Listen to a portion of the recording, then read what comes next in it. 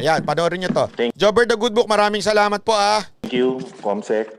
Good morning to the honorable members of the House of Representatives, official from the House Secretariat, our esteemed resource person. Ito po ang pumalit na chairperson ng Blue Ribbon.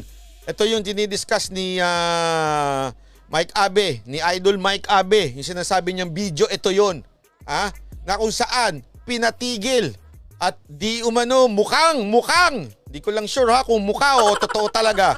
Mukhang inabsweldo na ang ABS-CBN. Tingnan nyo ito. Guests, members of the media. May I welcome everyone to the second committee meeting on the Committee on Good Government and Public Accountability, or the Blue Ribbon Committee. Our first meeting was a resounding success. This I owe to my fellow members.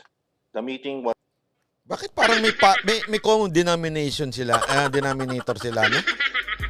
Nagbabasa lagi, no? well attended and brought out thorough discussion on the financial policies of a government financial institution that affect Filipino businesses and corporations. It was a good way for us to commence our fight against corruption in line with the directives of President Duterte and Speaker Lord Alan Velasco. Eto, lagyan natin to sa konteksto. Bakit kailangan itong i-discuss? Remember, recently lang, si Pangulong Duterte na nagsabi, kahit magpasakay ng franchise yan. Hindi ko anuhin yan. Bayaran nyo muna yung utang nyo. Bayaran nyo muna yung problema sa tax. Ito yun eh. Makiramdam na kayo mga nasa kamera. Ito na nga yun eh. Pinapaayos ni Pangulong Duterte. Tapos ngayon, itong Sig Aglipay, kesyo gagamitin pa, kesyo based and according to the instruction of the President. Ang instruction ng Pangulong Duterte, simple yung sinabi niya, ayusin ang utang. Ayusin ang problema ng ABS-CBN sa gobyerno. Tapos biglang ipapatigil ninyo? However, considering that the discussions appear to have been taken advantage by certain House members as an opportunity to politicize. Ito ang rason niya. Pinagbibintangan niya pa yung mga kasamahan niya na membro nung committee na yon na pinupolitika daw. Pinupolitika, si Pangulong Duterte nga nagsabi, hoy, magbayad, pagbayarin yan, bago ibalik yung franchise na yan. Tapos ang sagot nito, okay, ito tao to ni Velasco eh. Si Velasco naglagay nito as a chairperson eh. Ang sinabi niya, pinupolitika daw ng mga membro ng komite. I have decided to suspend meetings on the said matter to give way to more important and substantive discussions that affect our countrymen. May I remind our members that the House Blue Ribbon Committee is not the place to bring forth your own personal agendas. So ito, pinagbibintangan niya ngayon, itong mga kasamahan niyang congressman, kasi yung last time daw, parang ang dating ginagamit for politics o kaya personal agenda. Sabi ko, anong personal agenda dyan? Kaya nga kayo nag-hearing, kaya nyo nga dinidiscuss sa committee, is para malaman kung ano ba talaga ang nangyari. Hindi ho yung pinupolitika o sariling agenda. Neither is it the avenue for you to grandstand for media mileage. Nag-grandstand pa daw for media mileage. Yung mga Congress, inakasuhan niya. Yung mga kasamahan niya sa committee na nag-grandstand pa daw. Tama ba yan? Congressman Aglipay, tama ba yan? As representatives of the people, we must place the interests of our countrymen ahead of our self-interest at all times. Ito pa, hindi daw interest ng taong bayan to dahil nasa pandemya tayo. Sandali ho, Congressman Aglipay. Pag tayo nakasingil ng tama dyan sa ABS-CBN, sa tingin mo saan mapupunta yung pera? Di ba ipangtutulong ng gobyerno yan sa taong bayan? Ang laki ho niyan. Ang laki hong hindi akusasyon na hindi nabayaran ng ABS-CBN. Kayo ho ang magdedetermine. Yung committee ninyo magdedetermine kung totoo ba o hindi. Bakit mo isususpend bigla? Ang laki na makukuha nating pera dyan kung sakasakali pag pinagbayad natin ng ABS-CBN. The House Blue Ribbon Committee stays true to its mandate and jurisdiction over all matters directly and principally relating to the malfeasance, misfeasance, and nonfeasance committed by public officers. Today, we continue this journey with an investigation that affects the lives of our fellow countrymen, not from big businesses and companies, but in a simple barangay located in Osamis City, whose lives have been greatly affected in the middle of the COVID pandemic.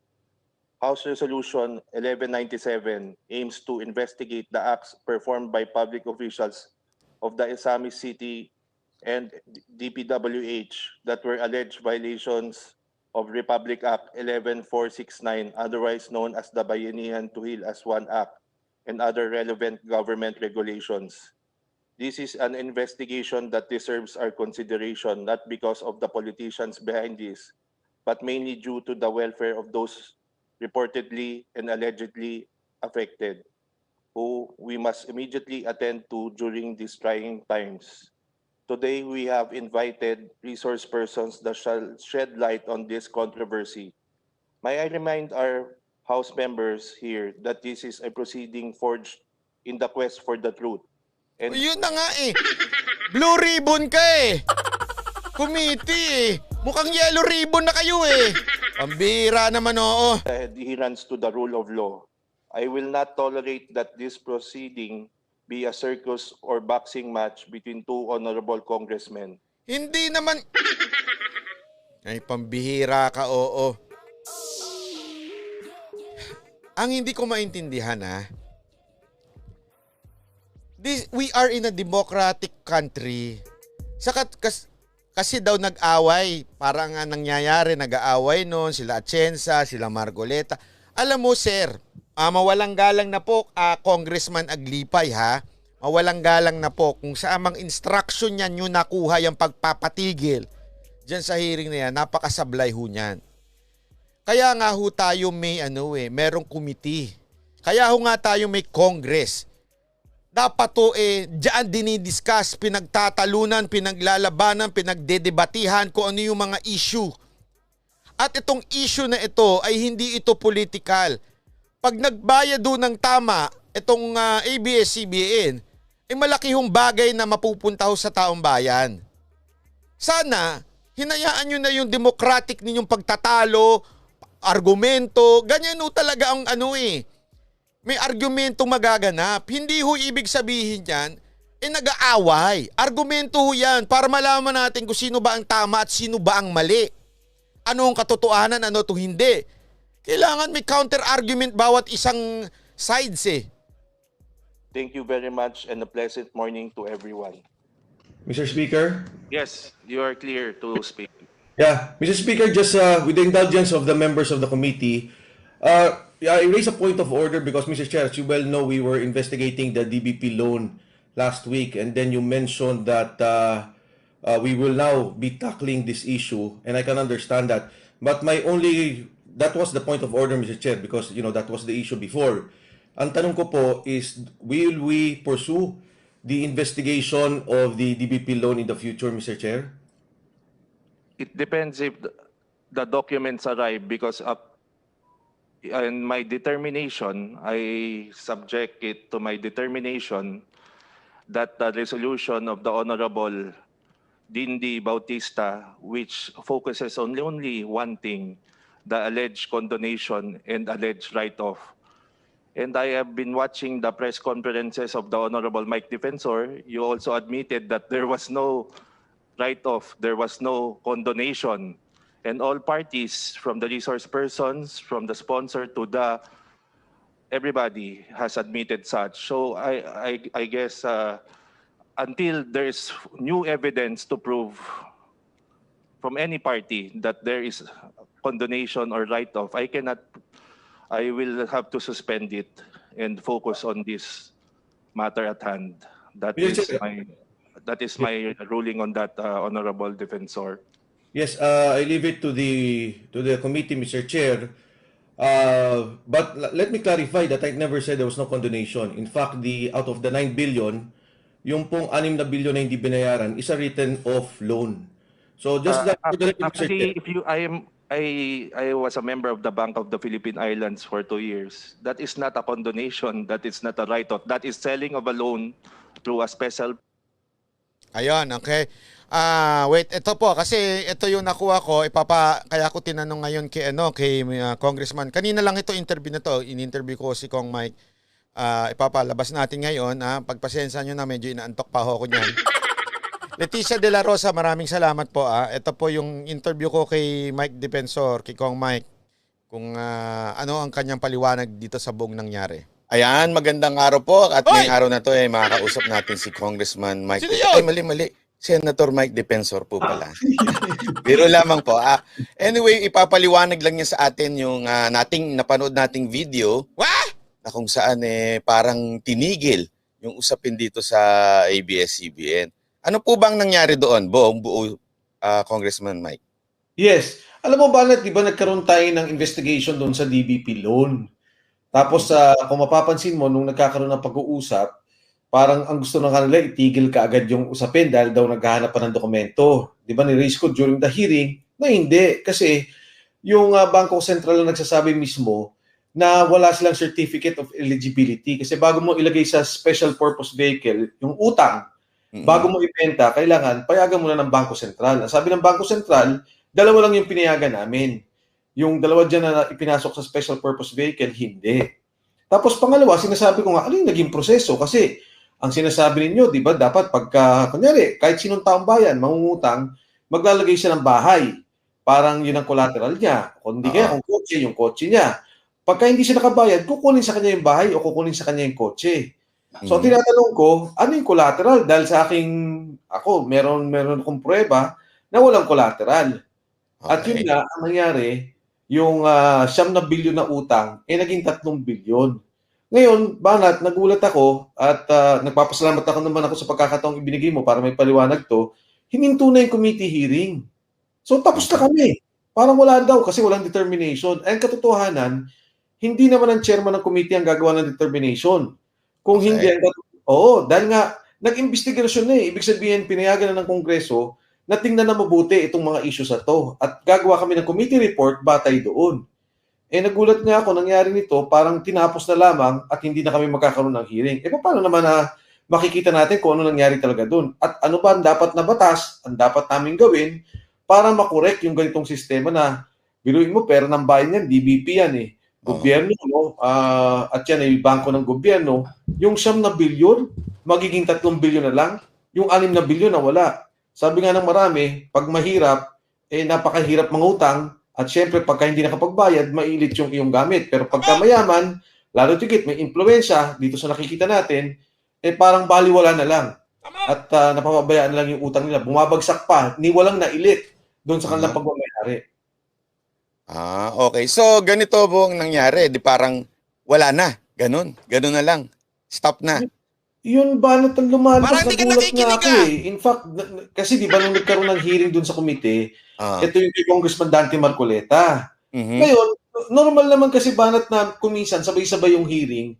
Yung iba, uunahin mo muna, tapos yung iba naman ang susundan mo na hearing, no? Kuminsan kasi nakakasunod-sunod. Dito, ang sabi niya, kung mapapansin mo doon sa committee hearing namin, at mismo doon sa recording, ang sinasabi niya, hindi, sa determinasyon ko, wala na. Kasi wala namang ebidensya Tapos parang ako pa nga sinabi niya, hindi ba ikaw din sa interview mo, sabi mo walang condonation? Sabi ko, sandali. Nire-respeto ko yung opinion mo, pero huwag mo sabihin na sinabi ko na walang write-off. Kasi yung condonation, ang ibig sabihin ng condonation, pinatawad mo na. Wala nang utang. Pero yung write-off, ang ibig sabihin, yung 9 bilyon, ginawa mong 3 bilyon, yung 6 bilyon na nandun sa libro mo, tinanggal mo yun, ni-write-off mo yun. So, sabi ko sa kanya, sa akin pananaw, hindi dapat yun nangyari. Yung ganitong write-off. And ang mabigat dito, Banat, is, bakit uminto? Yan ang nakakatakot na tanong. Anong nangyari? Hindi ba dapat kahit nasabihin namin later on na, teka lang, wala tayong ebidensya o hindi natin napatunayan, walang problema sa akin Pero yung ko, naku, nakakatakot yan. Saan ang galing yan? At least, kung may imbestigahan man, kung at least malalaman talaga, meron ba o walang problema ang pag-utang na to, di ba? Kaya lang ngayon, talagang tinigil na lang. Ang parang rason niya yung conflict daw. Ano bang rason niya? Ang sinabi niya dito, Banat, is wala akong determination na merong kalokohan nangyari. Yun nga, Bangko Sentral na nagsasabi. Yung committee namin, na panood nyo rin yung Banat, di ba? Sabi ng Bangko Sentral Sentral, hindi naman pumasok sa eligibility yan. So, yun ang tanong. Pero isipin nyo ito, wait lang Sandali lang, ang ingay kasi nung banat bay na yan Isipin mo 6 billion. Yung parang nawala kasi from 9 to 3. 6 billion. Yung 6 billion na yun, ang dami na matutulungan nun Pambihirang buhay oo. Ito si Congressman Aglipay, oo. Tapos yung pangalawang tanong ko, ano yung collateral? Di ba bago nyo dapat isanlayan, kinuha nyo muna, kayo may-ari. Hindi naman natanggal sa, parang ikaw Banat, no? Nagsanla ka ng kotse sa akin. Okay. Ako yung bangko. So bago ko kunin sa iyo yung kotse, bago ko ibenta yung utang mo, umutang ka ng 1 milyon, kukunin ko yung kotse mo. Ngayon, yung kotse mo, yun ang bibenta ko. Ito, 1 milyon, pero pwede na akong pumayag na 800,000. Di ba? Parang ganyan nangyari. Hindi naman sa kanila napunta. Ikaw pa rin Banat ang may-ari Nung inilagay sa special purpose vehicle, yung kotse mo, hindi ko naman kinuha Nasa iyo pa rin.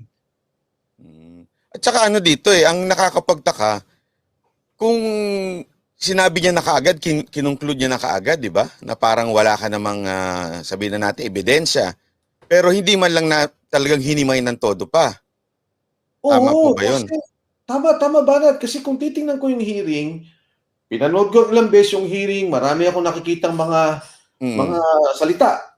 Yung salita ng Bangko Sentral, tapos na sa akin Kasi hindi naman yan ipinasok sa eligibility. Wala yan. Di ba? Sabi ko pa nga, susunod na hearing, patawag natin yung legal, yung mga abogado ng Bangko Sentral para malinaw na malinaw. Kasi yung mismong representative ng Bangko Sentral, sinasabi niya hindi pwede. Ngayon, sinasabi na, hindi, legal lang ginawa namin. Sabi ko, para maganda, patawag pa rin natin yung ng Bangko Sentral. Banat, medyo hindi ko alam kung paano paliwanag to. Kayo naman, nakatuto kayo dito, pero ibang klase yung nangyari. Ngayon ko lang dito. So kung parang ang dating nito, absuelto na, kagad. Ganun lang nangyari sa investigasyon. Kasi wala na So tigil na. Parang ganun. Yes. Ang lalabas sa committee report, hindi ko alam kasi nag-object ako, pero lalabas sa committee report, there is no determination. Therefore, wala na. Tapos na. Wala silang kasalanan, wala silang ginawang mali, at yung nangyari ay legal. Ay nako, mukhang ang basa ko dyan siyempre, ang dating na naman sa media niyan, wala kayong nakuha o wala kayong napatunayan. Parang ganon. Ang labas niyan, tama? Ganon ang lumalabas. Pero maski nga sa media, kahit sa report, wala akong nakikita. I-follow up ko lang yan Alam mo kasi ganito yan kita ko na kagad yung nangyayari. Sinasabi nila na parang parang sinasabi kasi nito ni Aglipay, ginagawa lang politika yan, wala namang ebidensya, wala namang mga substance na masasabi natin na totoo yung sinasabi nyo. So wala yan, puro politika lang yan. So ang pwedeng lumabas sa media niyan ngayon, sabihin na naman yung mga amuyong ng ABS-CBN, tingnan nyo na, wala naman napatunayan ng kamera pagdating sa paglabag o utang ang ABS-CBN. So sinungaling yung presidente ninyo na kesyo sinasabing merong utang ang ABS-CBN. Kaya ako di ko talaga maintindihan kung saan ang gagaling itong grupo nito ni Velasco Parang hindi marunong makinig. Sinabi na nga ni Pangulong Duterte, pagbayarin na yan. Ibig sabihin, ano ba ibig sabihin ng pagbayarin? Pagbayarin mo na yan bago maibalik ang franchise. Ano ibig sabihin ng pagbayarin? Kasi may utang. Sasabihin ngayon, wala. Abuswelto na. Gago ba kayo? Sorry pero totoo Salamat nga ako sa iyo, Banat, dahil sa programa mong to, alam ko maraming nanonood at nakikinig, makita at mahimay nila at sila gumawa ng konklusyon kung ano talaga itong nangyayari at direksyon itong investigasyon tungkol doon sa DBP loan. Alam mo, Banat, mismo si Congressman Dean Bautista. At ang isang author pa niyan, si Congressman Pulong Duterte. Si Congressman Dean Bautista nagulat. Tumawag siya sa akin, sabi niya, Mike, bakit biglang hininto? Sabi ko, Dean, ikaw kasi siya yung main na author Isa lang naman ako sa co-author. Sabi ko, hindi ko nga alam Parang hindi walang basis. Dapat kasi, di ba, parang, kunyari, nag-uusap kayo doon, 30 kayo, ang members ng committee na yun, 45. Tatanungin mo sila, ito ba'y tutuloy pa natin dahil wala tayong nakikita o paano ba to? Walang ganun Sinabi lang niya, sa akin tingin, hindi na pwedeng magtuloy to at ihinto na natin. Ito si ano, natama ho ba si yung chairman ni si Kong Aglipay? Tama po? Yes, si Chairman Aglipay. Yan ho yung pumalit kay John Ah, Alvarado. oo, na nilagay Oo. ni Speaker Velasco. Parang Oo. gano'n. Yun. So, ito kasi actually yung inaabangan ng tao di ba? Yung usapin na to. Yung hindi napatuloy ito nung last year. Yes, kasi alam mo Banat, di ba, nagsalita ang Pangulong Duterte tungkol dyan. Oo. Sabi niya, bakit ganito, may utang kayo ni hindi nyo binayaran. Mm. Ngayon, talagang nakikita at mapapatunayan na tama ang Pangulong Duterte. Makikita at mapapatunayan na yung kanyang pananaw at yung kanyang posisyon ay tama. Ang hindi ko maintindihan sa aming Kongreso, bakit iba ang kilos namin at direksyon doon sa pananaw ng Pangulong Duterte. Wag na lang kampihan. Wag na natin sabihin influensya ang Pangulo. Yun lang tama. Yun lang kung ano ang fair, kung ano yung legal. At tingin ko lalabas talaga na tama ang pananaw ng Pangulong Duterte tungkol dito sa DBP loan. At saka ang ano dito is, sana kung may ginawang investigasyon, wala, bigla na lang tinigil Di ba? Parang ganun. Ganun na nga nangyari. So Kong, anong next? After nito, anong next move ninyo na kayo mismo at o yung mismong BTS? Ano ho ba ang galaw nyo sa susunod? Ito, after nitong nangyari na to? Well, hindi pa to alam ng aking mga kasama kasi nga, kailan lang kami nagkaroon ng hearing. Pero pag-uusapan na namin to talaga, no, kung paano ang gagawin. At syempre, ako naman din naman, bilang motion doon sa komite, titingnan ko rin talaga kung ano yung magiging boto. Kasi sa akin palagay, hindi naman pwedeng basta na lang sabihin, tigil na ng, kahit ako, nung chairman ako ng committee, hindi naman to, hindi to, ako yung boss na papakinggan ng mga empleyado ko Collegial body kami. Magkakasama kami, pantay-pantay kami, at kailangan namin to pagbotohan ng maayos sa komite. Okay. Sige. Maraming salamat Kong sa paliwanag nyo dito sa video na tungkol dito sa usapin ng loan ng ABS. So, thank you very much po. Pero ba kayong gusto pang iwang mensahe? Yes, well, una, Banat, nagpapasalamat ako sa pagkakataon na mapaliwanag itong isyong to. Makikita nyo naman po doon sa amin sa House of Representatives page. Nandun po yung aming mga hearings. Makikita nyo po yung binabanggit namin. At nagpapasalamat ako, Banat Bay, na itong mga forum na to, talaga matatalakay natin ng totohanan, walang tinatago, at malinaw yung mga issue. Malalaki ang kalaban nating interes, malalaki ang mga nakakasama o yung mga personalidad na involved dito. At sa palagay ko, sa pamamagitan ng programa mo, at sana ang Pangulo, makita rin niya to at mapanood, talaga pong dapat to talaga magkaroon ng paglilinaw dito sa isyong to. Tama ang Pangulo dito. At sa aking palagay, dapat mahimay ito. Hindi naman dahil sa isyong ito lamang, kundi sa darating na panahon ay wag maloko ang pondo ng gobyerno, ang pondo ng DBP. Maraming salamat, Banat Bay. Ay, thank you po, Congressman Mike. Ayan. So, maraming salamat, Jackie Robin. Ayun na nga po. So, ganito ho yan, Simple lang naman ho ito, Simpleng matter lang. Kung walang tinatago, bakit hindi pag-usapan? Bakit hindi ayusin? Bakit hindi magkaroon ng pagdinig, patuloy na pagdedebate, argumento ng mga nagsasabing may problema at sa mga nagsasabi naman na walang problema? Bakit hindi ipagpatuloy para mas malaman pa ang katotohanan kung ano ba talaga, kung may utang ba o wala, o kaya ano bang kailangan bayaran? Kasi hindi ito simpleng bagay ng galing lamang sa katang-isip. Ito'y pinag-usapan na noong nakaraang taon na ang haba-haba ng ginawang hearing patungkol dyan. Kaya nga hindi nabigyan ng franchise ang ABS-CBN. Tapos inulit pa uli ni Pangulong Duterte. Kasi ngayon, biglang sasabihin, hindi, pinupolitika nyo lang. Ginagamit nyo lang siya for media mileage. So wag na itigil na. Hindi yun ang usapin dyan di kung ginagamit lang pala nila Mike Defensor, nila Marcoleta sa media mileage ang pagkakataon na ito. Sa tingin nyo, hindi malalaman ng taong bayan yan kung niloloko lang nila at ginagamit lang nila ito for PR? Hayaan mo ang taong bayan na magsabi. Hayaan mo ang taong bayan na magsabi, tama si Atienza, tama si ganito. Hayaan mo silang magsabi. Ang importante, ilabas. Ano ba talaga ang nangyari? Bakit ba meron? Bakit wala? Ganun lang kasimple yun. Congressman Aglipay, Ang dami tuloy nagtatanong dito sa mga chat. Tinatanong nila magkano. Hindi ho ako ha. Sila ho nagtatanong. Kayo na hong sumagot. Kasi ho, napaka-obvious eh. Sobrang napaka-obvious. Hindi nga man lang sabihin nyo niya sa tingin ko maganda pag-usapan natin na mahinahon ito. Ganun lang. Kung sa tingin mo nagkakasigawan na, nagkakaaway na, pwede naman ganun eh. Pwede naman nating ayusin na maganda ang takbo ng pagdinig na ito. Ganun. Pero parang, eto lang ito'y aking opinion lamang. Parang tila biglang may nagsabi sa kanya, oy, tigil na yan. Wag nyo nang pag-usapan yan. Meron pa nga nagsasabi dito bakit daw masyado daw akong kay Velasco. Wait. Ha? Parang hindi mo naman alam.